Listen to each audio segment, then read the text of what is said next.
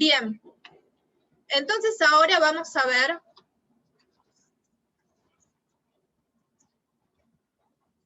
las objeciones, ¿sí?, que se han presentado al control judicial de constitucionalidad.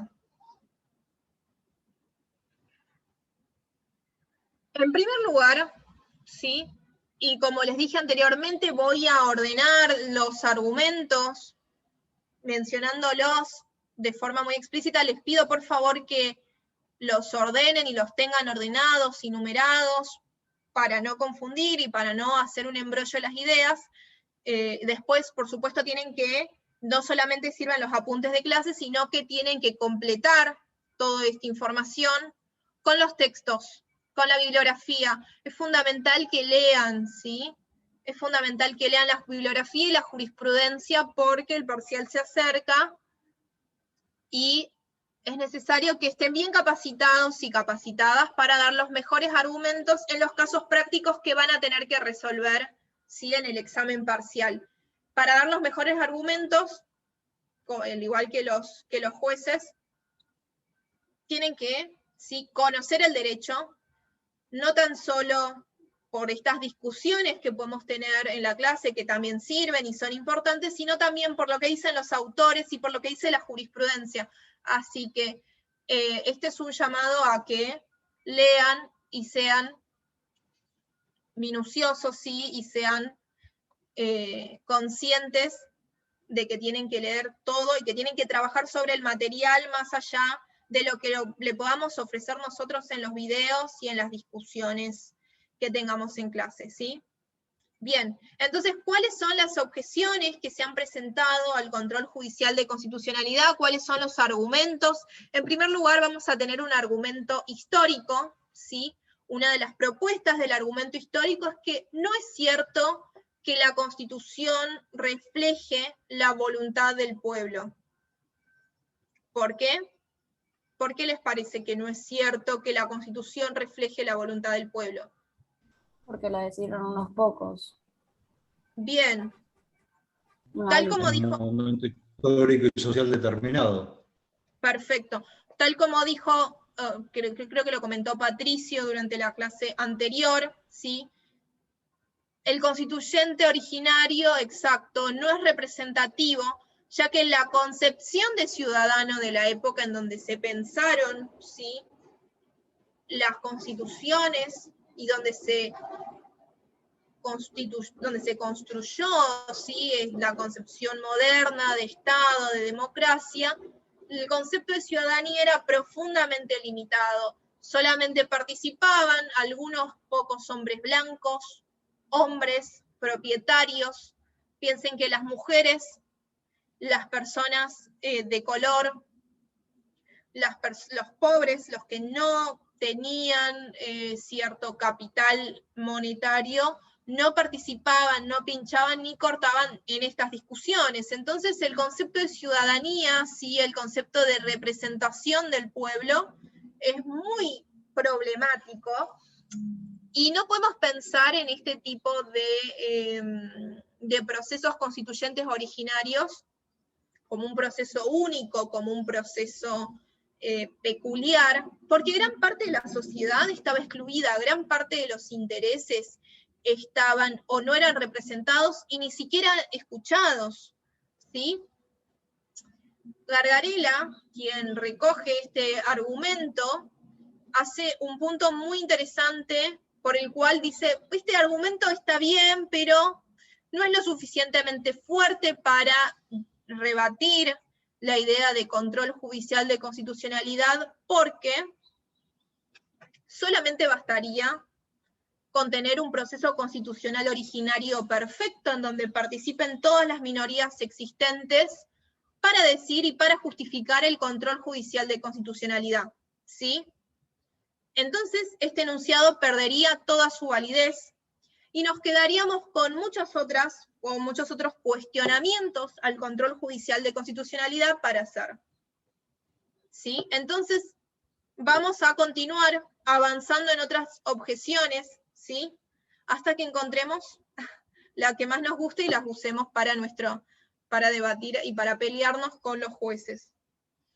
El segundo argumento es el propuesto por Bruce Ackerman, un constitucionalista, un filósofo estadounidense, que dice, si bien este proceso constitucional originario tuvo sus defectos, fue excluyente en muchos sentidos, pero a pesar de eso podemos decir que es un momento peculiar, un momento inédito casi, un momento en donde un montón de personas dijeron, bueno, vamos a reunirnos y vamos a ver qué concepción de Estado queremos, qué concepción de derechos pretendemos.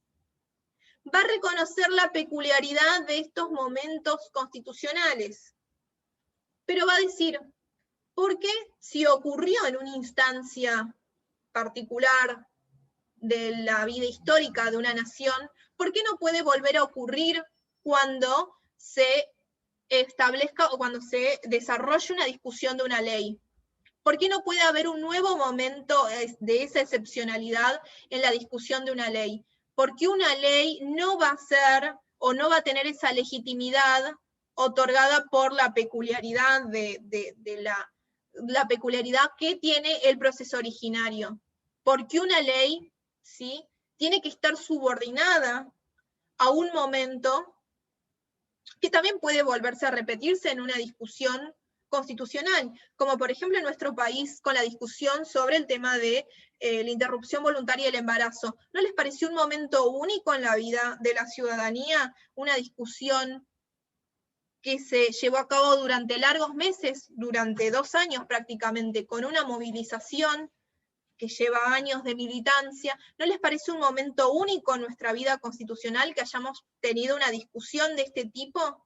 ¿Por qué esa ley no va a ser tan legítima, ¿sí?, como algún artículo de la Constitución? ¿Por qué esa ley va a perder legitimidad? Si el pueblo se autoconvocó, ¿por qué no va a tener legitimidad democrática?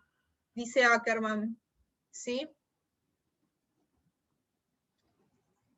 Bien, vamos a pasar a otro argumento. El argumento de la interpretación, que a mí me parece que es el mejor y es el argumento de uno de mis autores favoritos, Jeremy Waldron. ¿Qué dice el argumento de la interpretación? Y voy a empezar a desarrollar una breve introducción sobre este argumento para compartirles un poco de la teoría waldroniana. Este argumento concede que estos momentos constitucionales son peculiares, son excepcionales, son momentos constitutivos de la vida de una sociedad, entonces la Constitución tiene una legitimidad, ¿sí?, una legitimidad democrática. Esto dice los que sostienen este contraargumento sobre la interpretación. Después vamos a ver a Waldron, esto no lo dice Waldron, lo dicen quienes sostienen el argumento sobre la interpretación. Entonces, considera también estos interpretativistas que los jueces deben respetar los acuerdos preexistentes, ¿sí? Pero hay un tema que es problemático, ¿sí?, y que también lo ha señalado, ya lo viene señalando Hamilton en sus respuestas a las críticas del control judicial de constitucionalidad.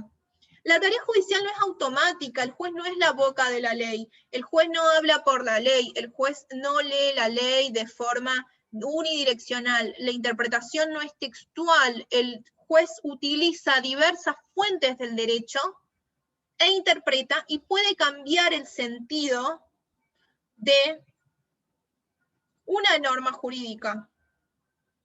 Puede incorporar una solución normativa totalmente distinta a la que estaba prevista en la idea de los convencionales constituyentes. Los jueces no son la boca del pueblo, no señalan solamente el significado de la ley, porque hay casos difíciles, como habrán podido observar en el caso Rizzo, por ejemplo, en donde la Corte Suprema tiene que definir, tiene que interpretar qué significa la palabra equilibrio. ¿Qué significa la palabra equilibrio? Procurar el equilibrio de los estamentos del Consejo de la Magistratura. Cada juez, Zaffaroni en disidencia, y en la mayoría tienen opiniones diferentes acerca del significado que se le puede atribuir a la palabra equilibrio. Y ya en esta discusión semántica, ya en este debate semántico, hay una propuesta de diferentes sentidos, ¿sí? Una propuesta de diferentes sentidos que no pueden coincidir con el texto original de la Constitución Nacional. Entonces hay una creación, ¿sí?, de derecho por parte de los jueces, dicen estos interpretativistas, ya que pueden cambiar el sentido de las palabras. Ahora vamos a ver qué dice Waldron, ¿sí?, que tiene un argumento similar a lo de los interpretativistas, con algunas diferencias. Waldron considera que nuestras sociedades políticas, nuestras discusiones políticas están marcadas por dos elementos.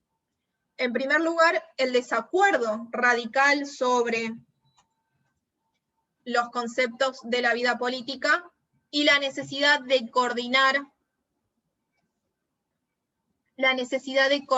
¿sí?, las decisiones. Estos son los dos elementos característicos de las discusiones políticas de las sociedades contemporáneas. Cuando fue, dando el ejemplo y volviendo al tema del debate de la ley IBE, que es uno de los acontecimientos para mí más resonantes de la vida recientemente, todos estábamos en desacuerdo con todo básicamente, o sea, como sociedad no estábamos de acuerdo acerca del concepto de la vida, como sociedad no estábamos de acuerdo acerca del comienzo de la vida, acerca del fin de la vida, o sea, tenemos discusiones y desacuerdos razonables sobre cada elemento de la discusión política, porque como personas razonamos de forma distinta, tenemos distintos sesgos, tenemos distintas percepciones de la realidad, producto de nuestro entorno, producto de nuestra formación, producto de nuestros sesgos naturales como personas, ¿sí? A pesar de esos desacuerdos sustanciales, tenemos una necesidad intrínseca de ponernos de acuerdo, de llegar a soluciones consensuadas y de coordinar la vida en democracia. Esto dice Waldron. Entonces, los dos elementos son el desacuerdo y la necesidad de acordar, ¿sí? ¿Cómo se resuelve esta tensión? Le pido que si no, hasta acá no entienden algo o tienen alguna duda, me interrumpan, por favor, porque este tema es importante, esta parte es algo que van a tener que aplicar en las respuestas a los casos. Entonces, esta pluralidad de personas que tiene distintas opiniones, que tienen distintas concepciones, que razona de forma diferente, va a querer llegar a soluciones, va a querer coordinar la vida, porque de alguna forma la vida política tiene que seguir y tenemos que concertar políticas públicas, tenemos que concertar cómo los poderes van a ejercer su razonamiento, cómo los poderes van a actuar en la vida política. Estas diferencias, ¿sí?, son constitutivas y persisten más allá del deseo de concertar. Pero antes de que caigamos, ¿sí?, y de que caigamos por el peso de esta tensión, esta necesidad de concertar nos lleva a disponer de procedimientos democráticos, de métodos democráticos. Y para Waldron, el método democrático más justo, más razonable, es la participación política, la participación de la mayoría, ¿sí? Esta participación de la mayoría es tan importante para Waldron porque implica un compromiso con la igualdad, ¿sí? Con la igualdad y con el respeto de la autonomía de las personas. ¿Por qué? Porque esta participación, el permitirle a las personas participar en la vida política, implica un respeto por su deseo de autogobernarse y un respeto por la igualdad, de que todos como parte de esta sociedad podemos tomar decisiones y podemos participar en las decisiones de la vida política. Esto se ve en el trabajo, por ejemplo, de las legislaturas, ¿sí? Los representantes del pueblo participan, hablan, y toman decisiones, concertan acuerdos que van a crear derecho, ¿sí? Es que siempre van a haber diferencias, ¿sí? Las diferencias son constitutivas del ser humano. Siempre van a haber diferencias, pero a pesar de esas diferencias podemos concertar en los puntos en que estemos de acuerdo. Podemos coincidir, hay puntos de coincidencia. Hay veces que no, por ejemplo, en el caso de la ley IBE era un poco una discusión medio maniquea, o sea, no había forma de concertar 100%, pero siempre se pueden llegar a soluciones que sean de carácter democrática, ¿sí? Que sean tomadas por una mayoría, decisiones tomadas por una mayoría de la población, por una mayoría que coincida, por una mayoría que acuerde.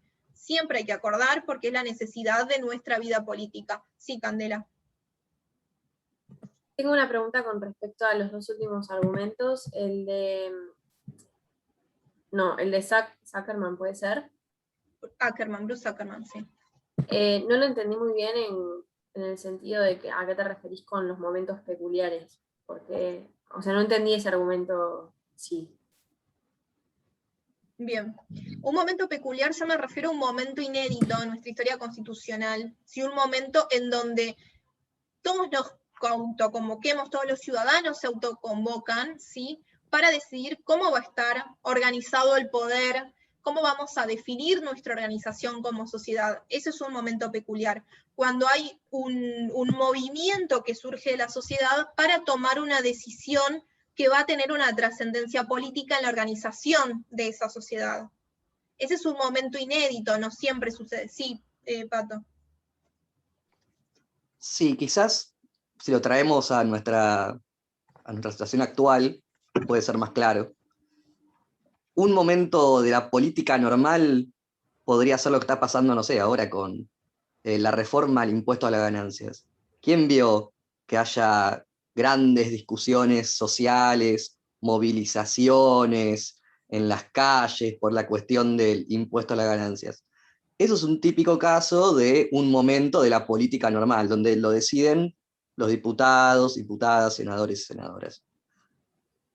El momento particular, un momento constitucional de lo que habla Ana es como el caso del aborto, antes, no sé, la ley de medios, donde fueron momentos en donde la ciudadanía, en la ciudadanía estaba en boga la discusión de estos temas, donde había movilizaciones, donde había especialistas en la tele discutiendo estos temas.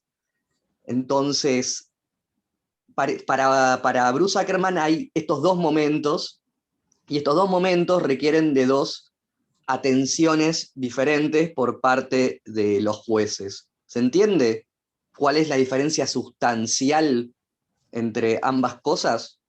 O sea, quiere impulsar a que las decisiones se tomen más a base de los momentos inéditos, más que así porque...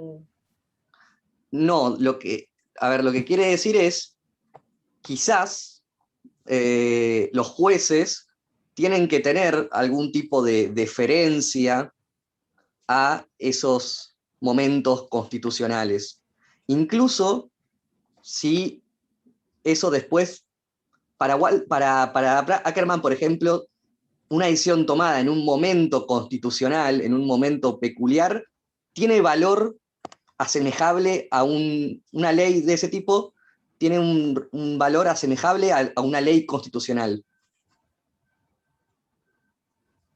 ¿Se entiende esto?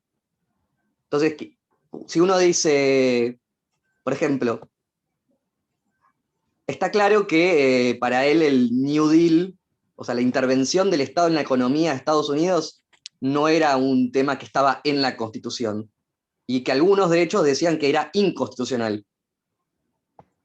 Para Ackerman, todo lo que se dio en la crisis del 30 y todas las reformas legales que se dieron para posibilitar la participación del Estado en la economía, tenía valor de constitución, por ser un movimiento que duró varios años, que fue fruto de marchas, de deliberación, de participación.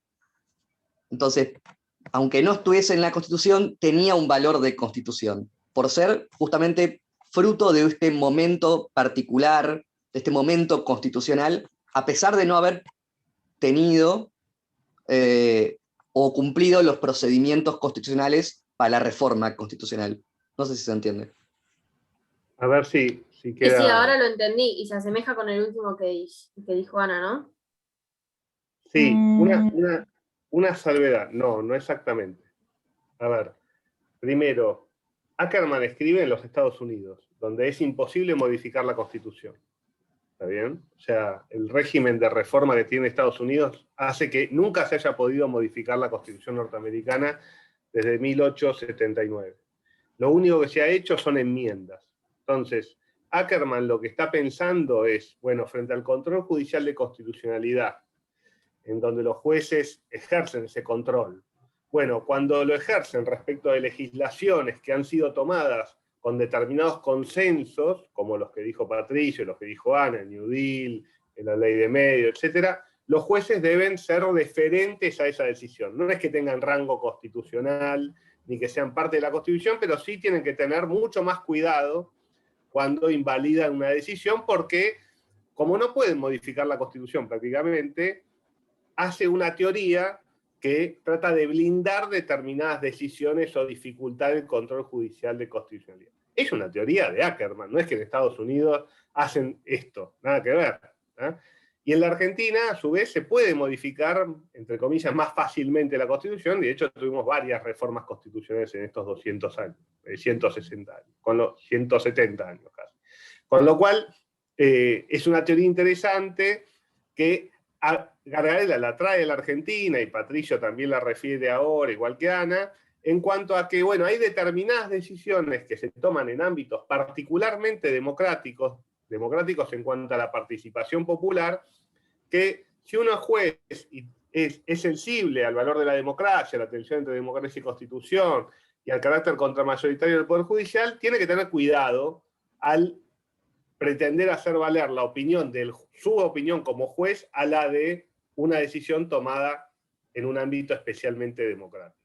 ¿Está bien? Y eso pretende como erosionar o condicionar o limitar al control judicial de constitucionalidad frente a determinadas decisiones. Para eso se trae a las pampas la teoría de Ackerman. Gracias. Muchas gracias, Pato y Nico, por la aclaración. Bien, si esto quedó claro, entonces pasamos, ¿sí?, al argumento de la interpretación. ¿Cuál es la diferencia del argumento de la interpretación del argumento intertemporal de Ackerman? ¿Sí? Que no son lo mismo.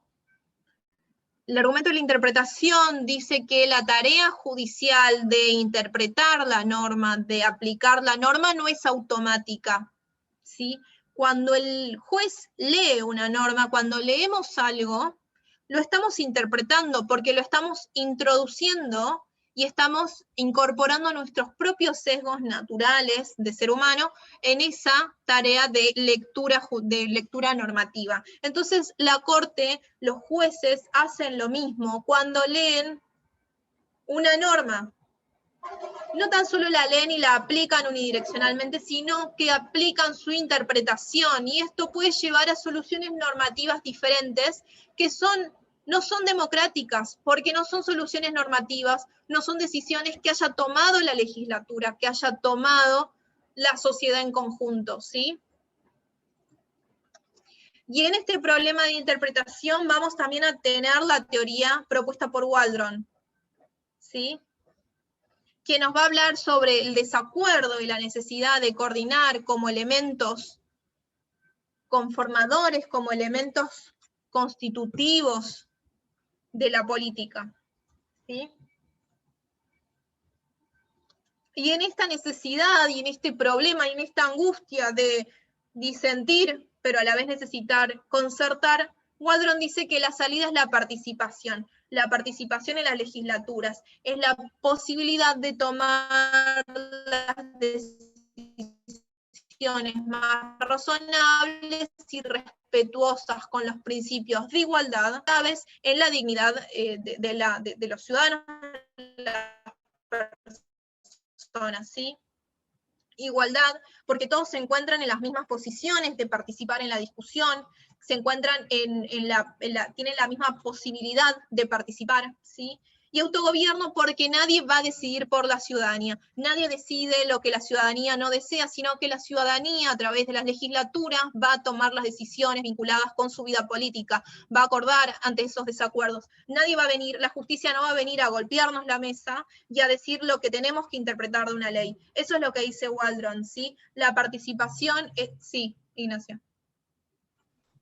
Disculpa, no te quería interrumpir. No, estaba pensando cómo se construye esa igualdad, desde dónde Bien. estamos presuponiendo una igualdad de origen que no sé si es tal. No sé si se lo plantea. Waldron habla sobre, perfecto, Waldron habla sobre, ¿sí?, lo que él considera que es una decisión respetuosa con la igualdad en sentido de, no de igualdad de nacimiento, la igualdad entre los participantes, sino en igualdad de participación, que todos tienen la misma voz, todos tienen el mismo voto de participar. Dice eso Waldron. Después vamos a ver nuestra teoría, nuestra amada teoría deliberativa de la democracia, que nos va a decir y nos va a devolver una concepción más sustantiva de lo que se trata la igualdad, ¿sí? En este caso, Waldron refiere a una igualdad formal en la discusión. Todos los ciudadanos que en sus capacidades estén habilitados para debatir, para discutir, ¿sí?, van a tener la misma voz y voto. Esa es la igualdad formal. Vamos a ver un concepto de igualdad mucho más sustantivo cuando vayamos ahora en un ratito a ver la teoría deliberativa de la democracia y sus propuestas respecto al control judicial de constitucionalidad, que esto es muy importante, ¿sí? Si bien está lo último de la clase, pero es una de las cosas más importantes, sí, que vamos a ver ahora, ¿sí? Pero bueno, necesitamos hacer todo este camino lógico para poder llegar a esta propuesta teórica. Bien. Entonces, incluso Waldron no está totalmente a favor y cuestiona la existencia de una carta de derechos, pero no porque esté en contra de los derechos, sino que esté en contra de que se constitucionalice, esté en contra de la rigidez constitucional. Pensemos en que esta constitución, ¿sí?, fue hecha, según Waldron, por un conjunto de personas, por unos hombres blancos, que ahora ya están muertos, ¿sí? Y nos dejaron este lastre hasta el día de hoy, nos dejaron esta limitación que limita nuestro derecho a volver a desacordar sobre esos derechos que ya estaban predefinidos, ¿sí? Nos limita, bueno, en el caso de nuestra Constitución no tanto, porque tenemos formas de reformarla, pero en cierta forma limita nuestra posibilidad de disentir, de mantener desacuerdos razonables, y la posibilidad de participar políticamente para resolver estos desacuerdos. Entonces, él dice que la existencia de derechos siempre va a exigir la existencia de una Constitución siempre va a exigir una interpretación, porque el texto se interpreta, el texto no se lee y se aplica directamente, el texto siempre va a requerir ser interpretado, y esa interpretación va a ser controvertida, porque vivimos en una sociedad marcada por el desacuerdo. ¿Sí? Si confiásemos realmente en los individuos, no debemos privarlos de reflexionar, no debemos privarlos de disentir libremente. Entonces, ante cualquier duda sobre los derechos, Waldron dice, el derecho principal, el mejor derecho, el derecho de los derechos, el derecho que patea la mesa, es el derecho a la participación. Sí, es el derecho a la participación, porque este derecho a la participación política nos va a ayudar a crear acuerdos sobre todos los desacuerdos políticos que tenemos como sociedad. Bien, vamos a pasar ya a la última teoría, a la última, ¿sí? Habla de derechos en sentido general, o sea, los incluye a todos, ¿sí? Pero principalmente el derecho a la participación se trata de un derecho político. Vamos a pasar a la objeción contramayoritaria de Alexander Bickel. Todos estos elementos de esta teoría ya un poco los vinimos delineando a lo largo de esta clase. ¿Cómo puede ser, dice Alexander Bickel, que un puñado de personas, la decisión de un puñado, de una minoría de 5 personas, en el caso de la Corte Suprema, que es, como ustedes sabrán, el Tribunal Superior, que va a cerrar todas las discusiones jurídicas, ¿cómo puede ser que el conjunto de los jueces tenga más legitimidad que todo el pueblo que decide a través de las legislaturas?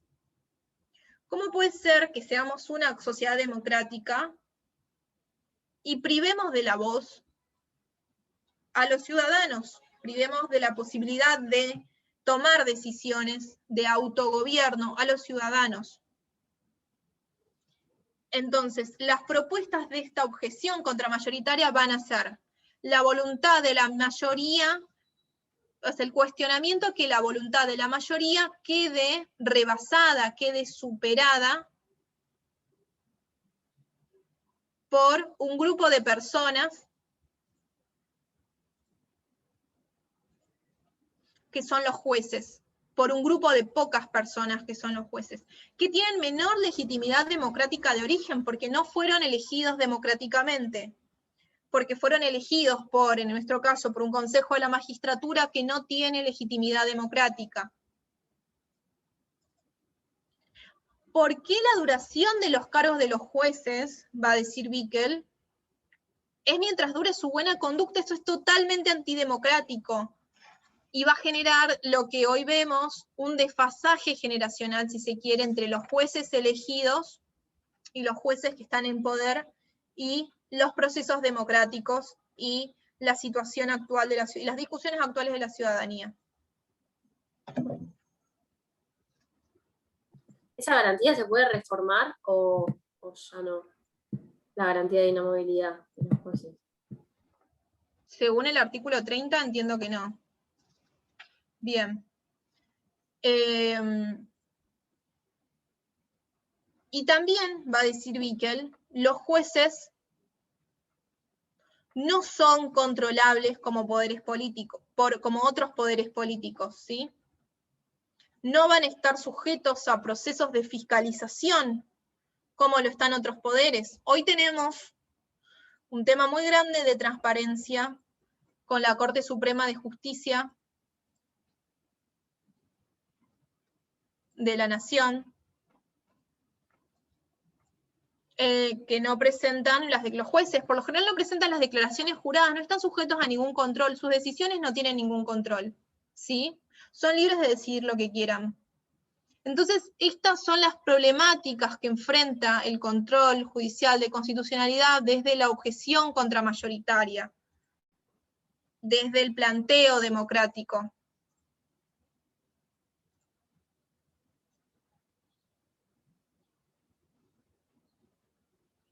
Bien, vamos a pasar, ¿sí? Después de todo este rompedero de cabeza, la verdad es que siento que no sabemos qué pensar. Por un lado tenemos un buen argumento para decir, bueno, el control judicial de constitucionalidad está justificado. Por otro lado, tenemos un montón de otros argumentos para decir, no, la verdad es que me parece que vamos a prender fuego el Palacio de Justicia.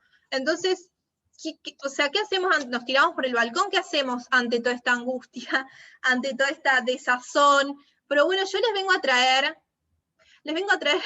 paz, les vengo a traer la teoría de la democracia deliberativa, y les vengo a traer, ¿sí?, una propuesta que a mí me parece muy interesante para salvar toda esta discusión, para de alguna forma empezar a pensar cómo podemos coordinar, cómo podemos, una posición intermedia entre estas dos posiciones, si se quiere, más extremas, de control sí, control no, democracia sí, derechos por otro lado. O sea, vamos a ver cómo podemos consensuar, cómo podemos pensar este problema desde una forma, ¿sí?, que nos permita consensuar dos soluciones posibles.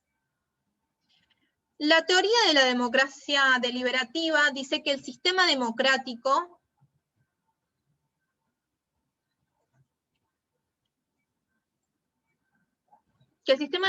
es el mejor sistema, bueno, el sistema de la democracia deliberativa es el sistema que contribuye a tomar decisiones imparciales, por lo que establece ciertos presupuestos para la discusión colectiva. Este ideal deliberativo de la democracia implica una situación en donde todos los potencialmente afectados por una decisión tomen parte de la discusión. Entonces, la democracia deliberativa es el sistema por el cual su ideal, ¿no? O sea, en el ideal, la democracia deliberativa requiere que todos los potenciales afectados por una decisión tomen parte de una discusión, y va a tener 3 presupuestos para que esto ocurra. En primer lugar, la inclusión, ¿sí? Todos los potenciales afectados tienen que estar incluidos en la discusión. Para la inclusión es necesario tener derechos políticos. Un derecho que hace la inclusión es la libertad de expresión, por ejemplo. Es la libertad de asociarse en partidos políticos, ¿sí? Es la ley de cupo, la inclusión. Todos estos son derechos asociados con la inclusión que nos permiten deliberar, que nos permiten que todos participen para cumplir con este ideal deliberativo. En segundo lugar, tenemos la deliberación, el segundo principio del ideal deliberativo de democracia. ¿Qué dice la deliberación? Todos los participantes tienen que ofrecer las mejores razones posibles para sustentar sus posiciones. Tiene que ser una deliberación con razones, tiene que ser una deliberación con argumentos, tiene que ser una deliberación en donde todos puedan proponer sus opiniones. Pero estas opiniones tienen que tener un estándar mínimo de un razonamiento, ¿sí?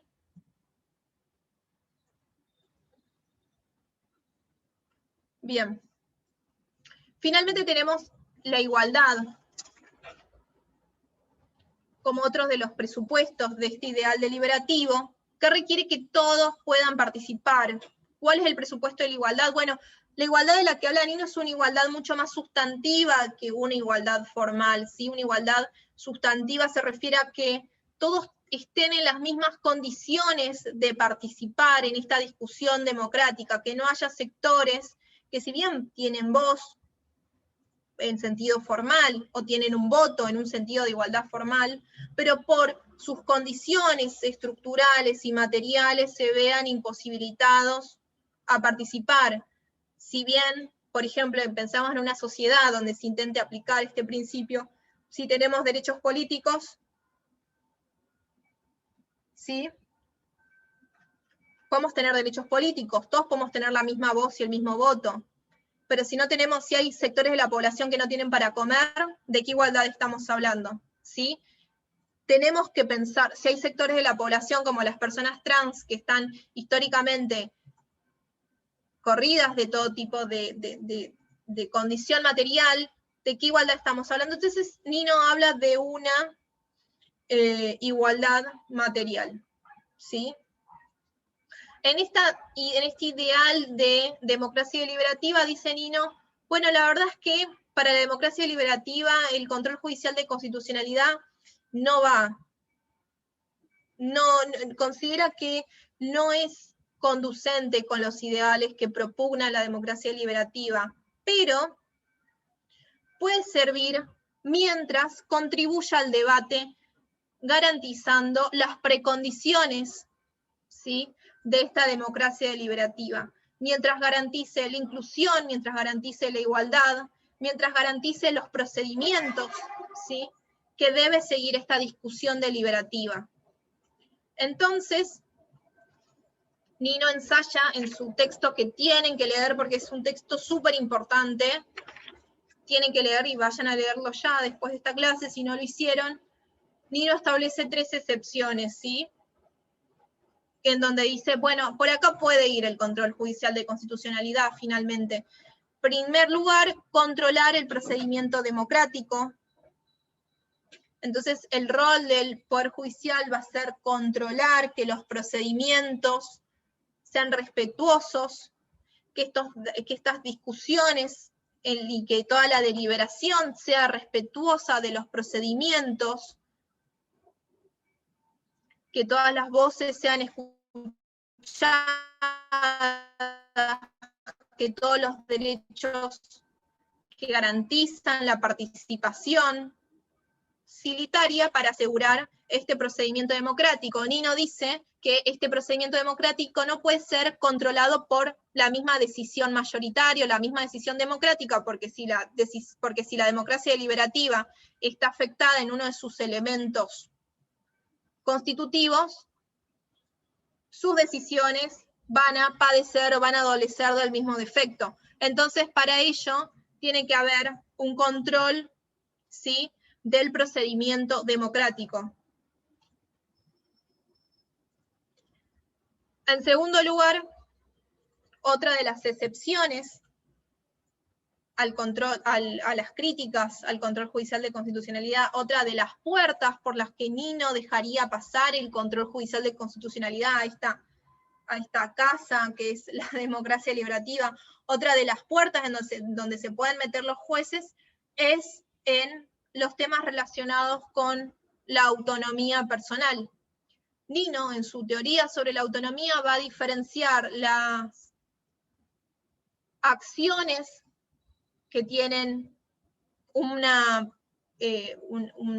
acciones interpersonales, y va a una moral interpersonal, ¿sí?, una moral relacionada con acciones que afectan a terceros, y va a diferenciarla de una moral privada que tiene que ver con concepciones internas, ¿sí?, que no afectan a terceros.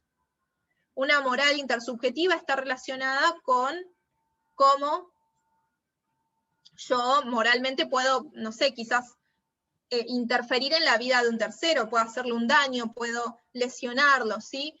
Es una moral que está relacionada con ese tipo de acciones que están vinculadas con la relación del individuo con un tercero. Pero por otro lado va a estar la moral privada, que se vincula con asuntos que pertenecen a la consideración particular y a la consideración interna.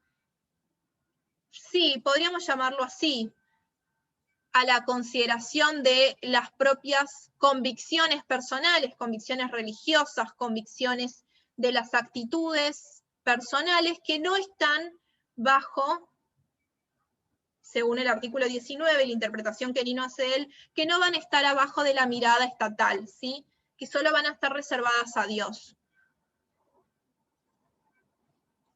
Dice que los jueces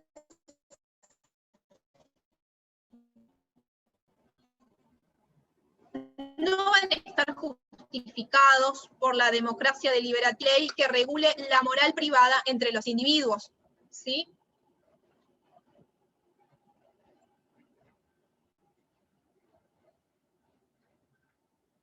Los jueces van a poder aplicar el control judicial de constitucionalidad en cualquier norma que decida regular la moral privada. Para Nino, lo que tiene que prevalecer en las consideraciones morales de una sociedad democrática es la moral intersubjetiva.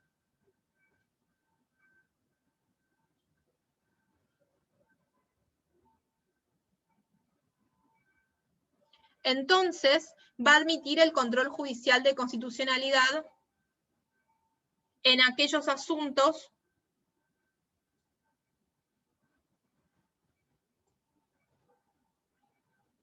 en donde se intente regular la moral privada de los individuos. Finalmente, en tercer lugar, la tercera excepción, o sea, la tercera puerta por la que va a entrar el control judicial de constitucionalidad a nuestra democracia deliberativa,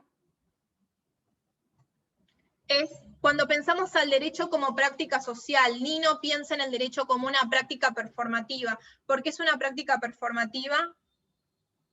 Porque el derecho se ejerce, ¿sí?, como una práctica cuando obedecemos determinada ley, cuando le otorgamos valor a una norma, ¿sí? El derecho se ejerce como una práctica cotidiana, como una construcción de legitimidad cotidiana. Entonces, Nino va a admitir el control judicial de constitucionalidad cuando existan normas que afecten esa práctica social, que afecten al derecho como práctica social. ¿Por qué? Porque el derecho como práctica social es el fundamento de todo el sistema. Si no tuviésemos esta práctica, no tendría sentido de existencia, no tendría sentido, ¿sí?, todo este sistema político que estamos pensando, porque sus propios integrantes no lo tendrían incorporado como una práctica social a la vida. Entonces, si nos encontramos frente a una norma que intenta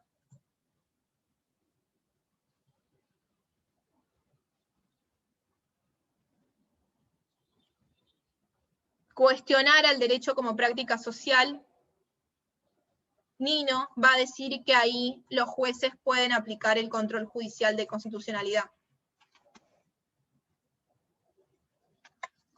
Bueno, mi idea era ver un caso práctico, pero vemos que nos quedamos sin tiempo. Básicamente de lo que se trató toda esta clase voy a retomar muy brevemente, ¿sí?, para que más o menos cierre o quedemos con la idea general. En primer lugar, vimos los elementos generales del control judicial de constitucionalidad, cómo está regulado en nuestro país. Después fuimos por los fundamentos del control judicial de constitucionalidad, con qué idea se lo pensó originalmente, cuál fue su origen, cuál fue su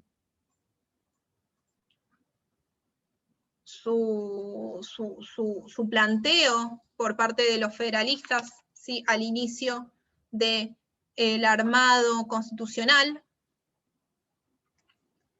Después fuimos viendo cuáles son los argumentos que sustentan el control judicial de constitucionalidad, los argumentos a favor del control judicial.